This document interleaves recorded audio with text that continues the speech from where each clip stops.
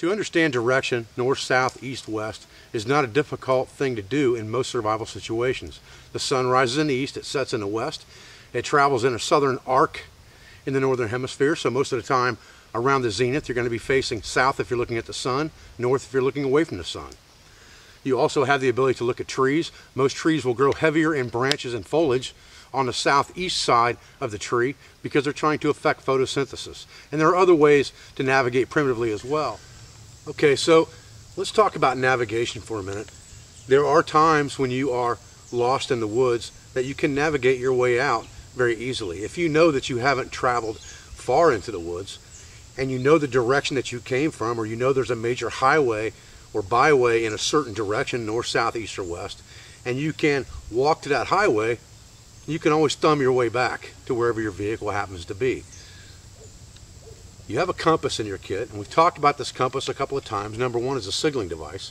What we didn't talk about was the magnifying glass on some compasses. Now, this is the Suunto MC2 compass. It's the compass that I recommend. It is the only compass I've found with a magnifying glass that will actually start a solar ignition fire. So that makes it even more multifunctional. It has a signal mirror. It has a way to start fire. It also is part of our first aid device because we can now see our face. If we were to get an injury somewhere that we couldn't see, we can see it with our mirror. So those are all important features of this compass.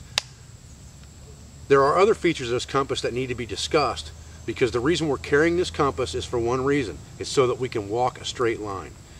Every person is either right-brained or left-brained, and every person experiences what's called lateral drift.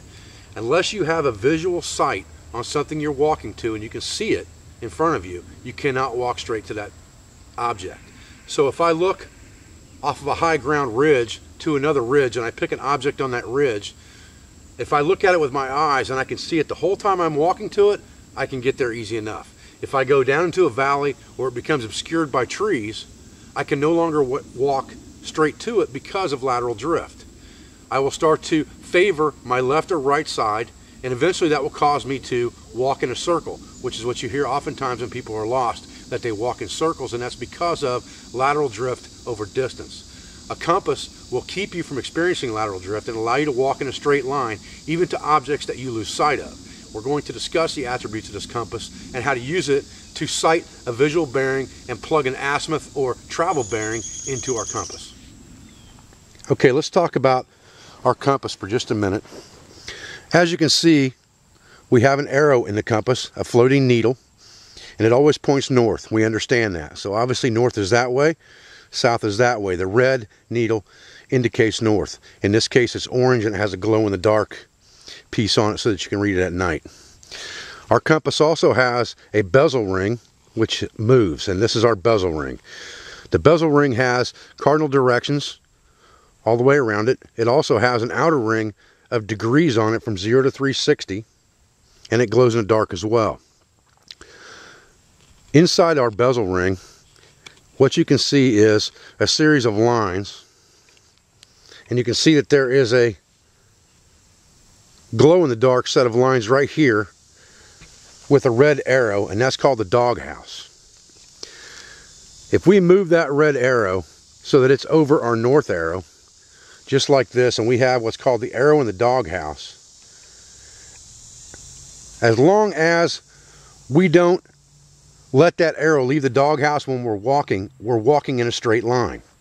And that's a very important concept to grasp before we talk about shooting a bearing. So if we turn our body this direction, the arrow leaves the doghouse. We're not walking straight anymore.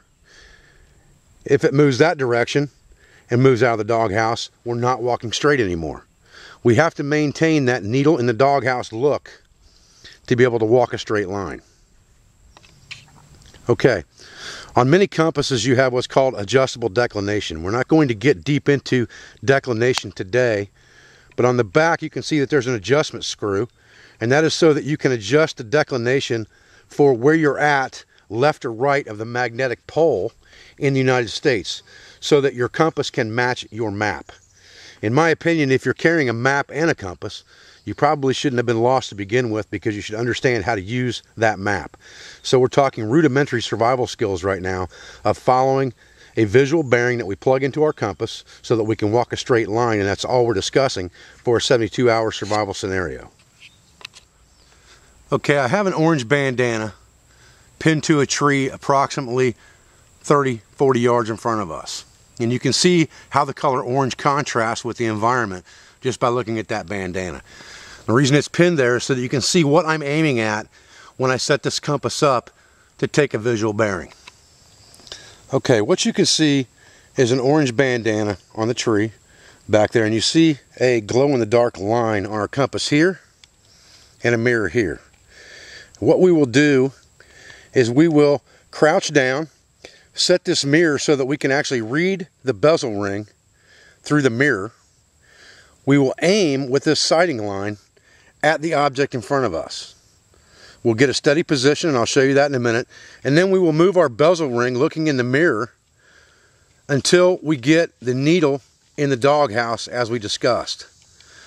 Once the needle's in the doghouse, we can double check our bearing a couple times to make sure it's right. Look up, look at the bezel, look up, look at the bezel. 3 times is a good rule. Once we have done that, we now have a bearing on that object, and we can open our compass, stand up, and begin to move.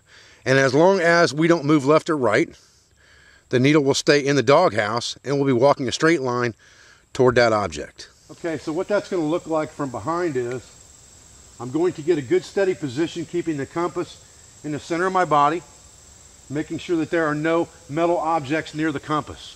Even wedding rings can throw this thing off. Watch bands that are heavy metal, things like that. I will then move the mirror up slightly until I can see the bezel ring in the mirror. I will close my non-dominant eye as if I were aiming a gun, and I will aim at the object. And then I will move the bezel ring until the needle's in the doghouse. Look up, open both eyes, look down, check it a couple of times, make sure it's right. At that point, I will stand up and keep the compass in the middle of my body and begin to move. As long as I keep that needle in the doghouse, I will walk in a straight line toward that object, whether it is 500 feet away or a mile away. Now, a good trick to understand when you're doing this is to what's called leapfrog. Once you've set that bearing and you start out, look at your compass and find something that's directly in line with that bearing that's in front of you that you can see. Walk to that object. Pull your compass back out, look for another object that's directly in that line, and walk to that object. That way you're not doing this the whole time you're walking and baby stepping it, trying to keep that arrow in the doghouse. If I get a visual bearing on something that's in a direct line and my needle's already in the doghouse and it's a direct line of sight, now I can walk to it without the compass because I can see it. Then I can leapfrog to the next object and the next object, as long as the needle doesn't leave the doghouse. As long as it's the same exact bearing, and I move around until I find something that is a tree, a bush, whatever the case may be, and walk to that, I will walk a straight line to my intended target. Now, if you're looking for a major roadway and you're off 10 degrees, is it going to make a difference? No, it's not. If you're looking for a specific location, like you're trying to walk to a certain area of a saddle on the side of a ridge, 10 degrees can throw you off very much. So you need to understand and practice this technique before you need it.